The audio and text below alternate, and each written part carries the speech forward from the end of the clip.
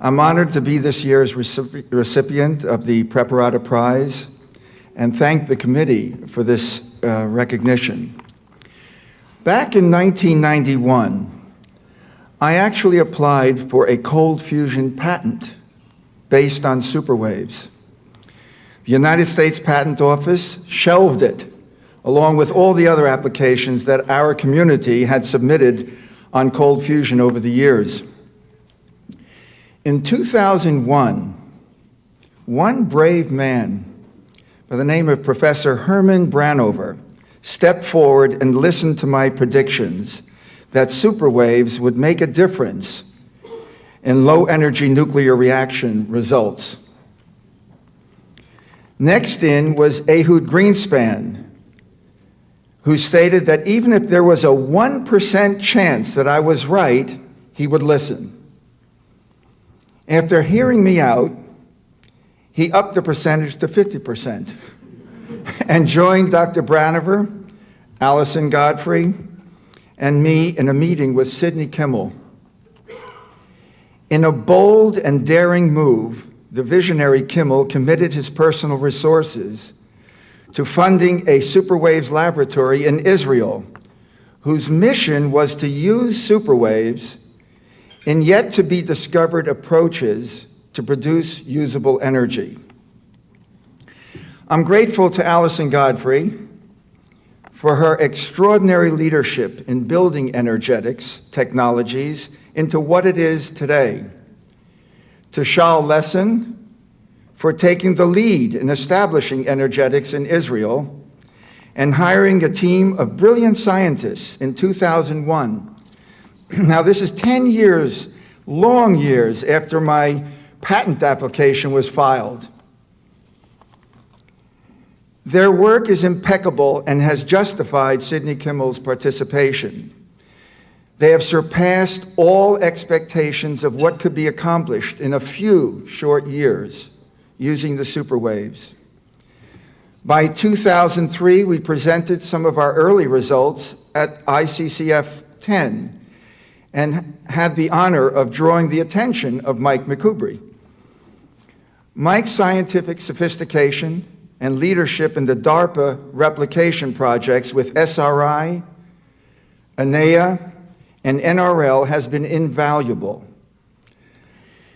As Llewellyn King pointed out in his keynote address here, we are coming off a summer of skyrocketing energy costs.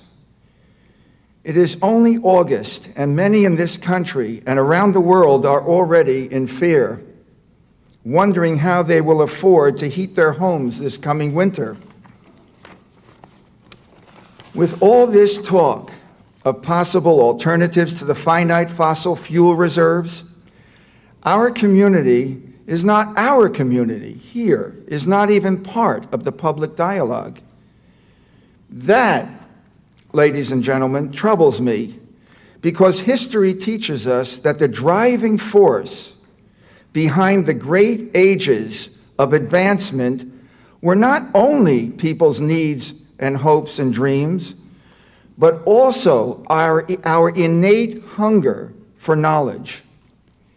Yet, in the midst of this traumatic awakening to our disastrous energy crisis, our research is missing from the radar of scientific and public debate. Yet, even though our community operates virtually in the shadows of science, we are under attack and have been so for nearly 2 decades. But as we expend positive and negative energy to protect ourselves, struggle financially for the survival of our research, we remain at the core strong and resolute, because this is a community of courageous people committed against all odds. The stakes are easily articulated. The survival of civilization is dependent upon finding a safe, sustainable, and readily accessible solution to the energy crisis. It is our job to remain focused on our goals and not take on a victim's mentality, nor get caught up in the tempting web of infighting. This quiet revolution is yielding results that are more and more reproducible. We are on the verge of developing a technology that promises to rescue our future. And it is the people in this very room that are going to save the world. But our revolution is now too quiet for our times.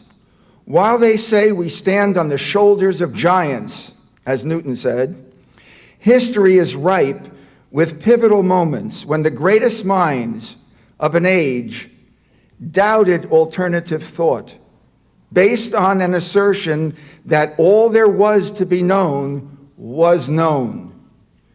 Make no mistake about it, we live in such a time.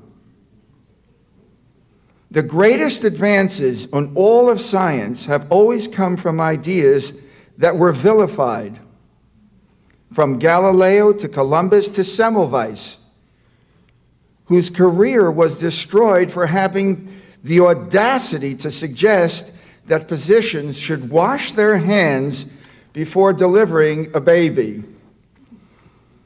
We can proudly add to that list Martin Fleischmann and Stanley Pons, and many of the people in this very room today. It is nearly impossible to fathom that despite living in the modern age where advances in science, medicine, and technology arrive at seemingly lightning speed, that there are those who would argue that condensed matter nuclear science is not even worth the effort of exploring. They would keep our work in the shadows and insist that the public must not know about our research for fear that they might share our hopes and dreams for a better tomorrow. But for those of us here tonight, I say stay the course, because our time is now. Thank you.